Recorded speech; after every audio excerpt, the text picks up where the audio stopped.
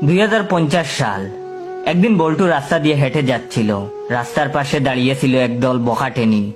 বখাটেনি গুলো বল্টুকে দেখে তারা শীষ দিতে লাগলো। তখন বল্টু প্রচন্ড ক্রোধে তাদেরকে বলল, তোদের বাসায় কি বাপ্পাই নেই?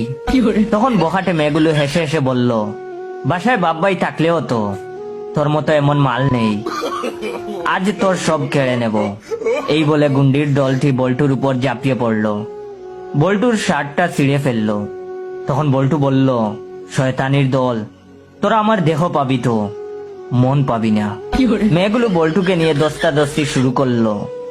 এর মধ্যেই এলাকার বিদ্রোহী নারী সানি লিওন এসে পড়লো আর সবাইকে ধমক দিয়ে বলতে লাগলো, আর একটা টুক্কা যদি এই ছেলেটার উপর পড়ে তাহলে তোদের সবাইকে জানে মেরে ফেলবো। এই বলে বিদ্রোহী নারী সানি লিওন ওর ওড়নাটা বল্টুর দিকে ছুঁড়ে দিল। বল্টু ওড়নাটা দিয়ে নিজের শরীর ঢেকে ফেললো আর সানি লিওন তাদেরকে মারতে শুরু করলো, টিসুম টিসুম টিসুম। অবশেষে সানি লিওন সবাইকে মেরে বল্টুর কাছে এসে বলল, তোমার কিছু হয়নি তো? তখন বল্টু নিচু গলায় বলল, আপনি এখানে যথাসময়ে না আসলে আমার কি যে সর্বনাশ হতো। No, no, no, no.